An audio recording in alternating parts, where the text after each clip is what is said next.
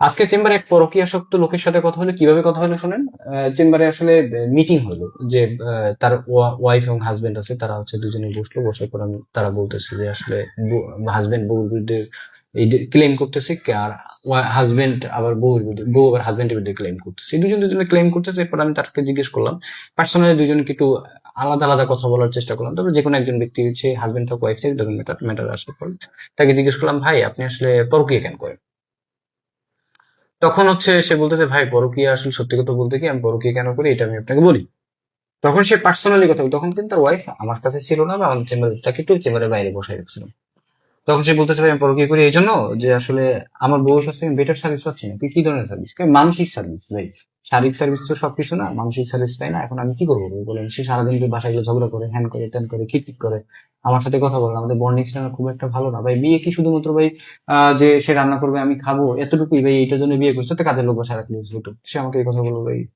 এই জন্য ভাই আসলে মানসিক শান্তি না তার কাছে পাই না। এই জন্য ভাই আমি পরকীয়া করতেছি। তাহলে আমি বলতেছি, আপনি তো ডিভোর্স কেন দেন? ডিভোর্সও দিতে পারেন, আপনার জন্য তো ডিভোর্স মুক্ত আছে। তো একটা শুধু শুধু একটা সংসার নষ্ট করতেছেন, আপনি পরকীয়া করতেছেন, এটা কেন করতেছেন? সে তখন আমার যুক্তি দেয়, ভাই ডিভোর্স দিলে তো ভাই আমার সন্তান এতিম হয়ে যাবে, এই জন্য আমি করতেছি না। ওই সন্তানের মায় এত যদি থাকে তাহলে পরকীয়া কেন করে? তারপর তাকে অনেক হাদিস টাদিস শোনা হচ্ছে, ভাই ওই হাদিস আমি জানি। সে আমার ডাইরেক্ট বলতো, ওই হাদিস আমি জানি, পরকীয়া খারাপ, হ্যান ত্যান। তা বলতেছে, আপনি কি হইলে আপনি পরকীয়া বাদ দিবেন? তাকে একটা কোশ্চেন করছে, আপনি কি হইলে আপনি পরকীয়া থেকে বাদ দিয়ে আপনি সংসারটা সুন্দরভাবে সুস্থভাবে করবেন, আপনার স্ত্রীর সাথে ভালোভাবে সংসার করবেন? তখন সে একটা কথা আমাকে বললো যে আমি যেরকম ভালোবাসবো আমার বউটা যদি এরকম ভালোবাসে, আমি পরকীয়া আজকে থেকে বাদ দিয়ে দেবো। আমাকে প্রমিস করবেন তো? হ্যাঁ প্রমিস করবো। তারপর যাই হোক, দুজনের মধ্যে কনসালটেশন করলাম। চেম্বারে বসে বউয়ের সাথে কনসালটেশন করলাম, স্বামীর সাথে কনসালটেশন করলাম, দুজনের ব্যক্তিগত সমস্যাগুলো শুনলাম। এবং দুজনের অনেকগুলা বিষয়গুলো আমি তখন তাদের মধ্যে বললাম, আপনাদের এই প্রধান এই ইস্যুগুলো বাদ দেন, এটা স্বামী স্ত্রীর মধ্যে থাকবে, এই ইস্যুগুলো রাখেন, এই ইস্যুগুলো রাখেন, তো এইগুলো কি আপনার? তারপর তখন দুজনে হাসি মনে ফিরে গেল। জানি না পরকীয়ার আবার শুরু করবে কিনা, সে তো পরকীয়া আসক্ত ব্যক্তি। চেষ্টা করেছি, বাকিটা আল্লাহর ইচ্ছা। সবাই দোয়া করবেন, জানি আমি জানি এই জায়গাটা থেকে একটা মানুষকে পরকীয়া থেকে বের করতে পারি। আসলে আপনাদের উদ্দেশ্যে মেসেজটা এটাই যে, স্বামী হন বা স্ত্রী হন, আপনি যদি দেখেন আপনার স্বামী আপনার থেকে ডিস্টেন্স চলে যাচ্ছে, আপনি তখন খুঁজবেন, তার সাথে ঝগড়া করবেন না। বা আপনার ওয়াইফ যখন দেখবেন আপনার সাথে ডিস্টেন্স তৈরি করতে, মানে একটু দূরত্ব তৈরি করতে যাচ্ছে, তখন আপনি কি করবেন? তখন আপনি আর তার সাথে ঝগড়া না করে কি নিয়ে আসলে আপনাদের মধ্যে দ্বন্দ্বটা মিটানোর ট্রাই করবেন। নইলে হবে কি, আপনার বউ কারোর প্রতি আসক্ত হয়ে যাবে, বা আপনার স্বামী কারোর প্রতি আসক্ত হয়ে যাবে। যখন একবার আসক্ত হয়ে যাবে না, ভদ্র স্বামীটা যদি একবার কারোর প্রতি আসক্ত হয়ে যায়, বা যে স্বামীটা কোনো মেয়ের দিকে তাকাইতো না, সেই স্বামীটা যে আসক্ত একবার হয়ে যায়, তখন কিন্তু ফিরে আনতে পারবেন না। কিন্তু যাদের চরিত্রগত ভাবেই খারাপ, ওদের হিসাব আলাদা ভাই। ওরা হচ্ছে ভাই চারিত্রিকগত খারাপ, হ্যাবিচুয়ালি খারাপ। ভাই ওদের হিসাবটা আমি বলতেছি না, কারণ ওদের আসলে যতই আপনি যাই করেন না কেন, দিন শেষে ওই মানে বিষয়টা আছে না, গ্রামের একটা প্রবাদ আছে, কুকুরে যতই ভালো মন্দ খাওয়া না কেন, কুকুর গু উপরে মুখ দেবেই। বিষয়টা এরকমই। তো যাদের চরিত্রগত খারাপ তাদের হিসাবটা টোটালি ডিফারেন্ট। তাদেরকে আসলে দিনের পথে নেওয়া নেওয়া ছাড়া কোনো উপায় নেই। আপনি যদি তাদেরকে ওই যে 40 দিনের চেল্লায় বা কোনো একটা মুক্তবে বা কোনো একটা হুজুরের মাধ্যমে এসে চেল্লায় মেলায় পাঠাই ভালো করতে পারেন, তাছাড়া কোনো সিস্টেম নাই। মানে 5 ওয়াক্ত নামাজ টামাজ পড়ে ভালো করতে পারেন, তাছাড়া কোনো ওয়ে নাই। আর যদি সে যদি আসলে হ্যাবিচুয়ালি না হয়, বিয়ের আগে ভালো ছিল বা বিয়ের পর কয়েক বছর 3-4 বছর দেখছেন ভালো ছিল, কোনো সময় কোনো মেয়ের দিক তাকাইতো না, বা জিনিসটা তার ফেসবুক ওপেন টোপেন ছিল, ওই টাইপের পুরুষ বা ওই টাইপের মহিলারা যদি একবার খারাপ হয়ে যায়, ফিরে আনা অনেক কঠিন। তাই এই গ্যাপটা কখনো তৈরি হতে দেবে। কি গ্যাপ হচ্ছে নিজেদের মধ্যে তাড়াতাড়ি সেটা মিউচুয়াল করে ট্রাই করবেন। তাহলে দেখবেন স্বামী স্ত্রীর বন্ডিংটা ভালো থাকবে, পরকীয় আসক্ত থেকে বের হয়ে আসবে। আর সব থেকে বড় বিষয় হচ্ছে আমাদের দেশে যেটা হয় আর কি, পরকীয় জন, যেটা আমি বুঝতে পারছি কয়েকদিনের মানে এই লাইফে, যে আমাদের দেশে মেয়ের ফ্যামিলি অতিরিক্ত মাত্রায় মেয়েকে সাপোর্ট দেয়, আর ছেলের ফ্যামিলি অতিরিক্ত মাত্রায় বউকে আসলে নেগলেক্ট করে, মানে অবহেলা করে। দ্যাটস ওয়াই এই যে সাংসারিক যে অশান্তিটা তৈরি হয়। তাই আসলে মেয়ের ফ্যামিলিকে বলবো, বিশেষ করে আপনার মেয়েটা বিয়ে দিয়েছেন ভাই, এখন আপনার সংসারের না, সে অন্য একটা সংসারের। তাই নিজের সংসারের মতো চিন্তা করে সবকিছু করবেন না, বা সেই সবকিছু আপনার তার উপর চাপাই দিবেন না। আপনার সংসারে এক সিস্টেম ছিল, অন্য সংসারে অন্য একটা সিস্টেম থাকবে, এটাই স্বাভাবিক। কারণ আপনার মনের মতো যেন আপনার স্বামী হয় না, আপনার মনের মতো আপনার সন্তান হয় না, কারো মনের মতো দুনিয়া কিছু হয় না ভাই। তা আপনার মনের মতো আরেকটা সংসার কেমন হবে ভাই? তো ওই জায়গায় আপনি আর নাক গলাইয়েন না, অন্তত ওই নাকটা আপনি কম গলান। তাহলে দেখবেন মেয়ের পরিবারটা ভালো থাকবেন।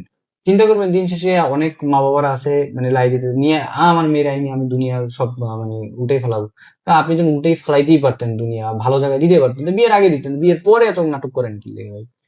আবার অনেক কাহিনী আছে ভাই। এগুলো এগুলো যদি, যে সমস্যাগুলো আমাদের সমাজে হয়, মেয়ের ফ্যামিলি বা ছেলের ফ্যামিলির মধ্যে ঝামেলা হয়, ছেলে যখন বিয়ের আগে, মেয়ে ওই মেয়ে তো তুমি দেখে আনছিলা তাই না বিয়ের আগে, তো বিয়ের পর আইনে মেয়ে এত খারাপ হয় কেন? বা মেয়ের পরিবার, তো মেয়ের পরিবার যে তুই খারাপ, তো ওই পরিবারতে তোমরা মেয়ে আনছো কিসের জন্য? ছেলের ফ্যামিলিকে বলতেছি, তাই আপনি যখন আইনেই ফেলাইছেন ভাই, জীবনে যদি একটা জিনিস আইনেই ফেলান, ওইটাকে তো ভালো করতে হবে, আপনার দায়িত্ব না, তাই না? তো এটাকে ভালো করে নিজের মেয়ের মতো করে ভালোবাসেন। নিজের মেয়েটাকে যদি অন্য একটা ফ্যামিলি থাকতে কেমন লাগতো সেই জায়গাটা ফিল করেন। ফিল করার পরে আপনি আপনার বউটাকে ভালোবাসেন। আবার অনেক মেয়ের মায়েরা আছে যে জিনিসটা করে, ছেলেদেরকে প্রথম দিকেই মানে কোনো কেয়ার নেয় না, বিয়ের সময় অমুক অমুক অমুক তমুক আমার মেয়ের জন্য আসলে পাত্তা মানে ই করছে, অমুকে ঘুরছে এবং অমুক ইঞ্জিনিয়ার ব্যাংকার হ্যান জান ত্যান, বিদেশি টিদেশি আইসা আমার মেয়েকে নিচ্ছে, আমি দেই নাই, দিন শেষে তোমার কাছে দিলাম, তুমি এরকম, এই যে খোটাটা দেবেন না, এই খোটাটা সারা জীবন ভুগতে হবে। কি লেগে জানেন?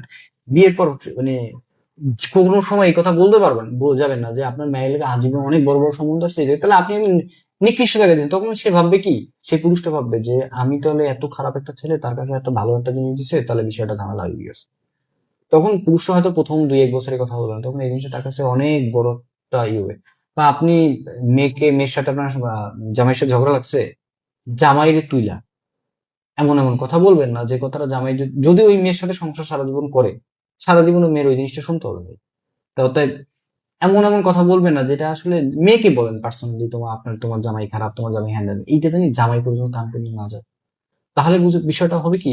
আবার বউ খারাপ, ধরেন আপনার পুতের বধূ খারাপ, আপনার ছেলের কাছে বলবেন না। এমন ছেলে যদি রাগী হয় তাহলে ওটা না বলার ট্রাই করবেন। ছেলে যদি হয় যে না, আমার ছেলে যদি এখনই আমি বলি, এখন রিয়াক্ট করবে, বউরে মারবে, হ্যান ত্যান করবে, মানে হিতে বিপরীত হইতে পারে।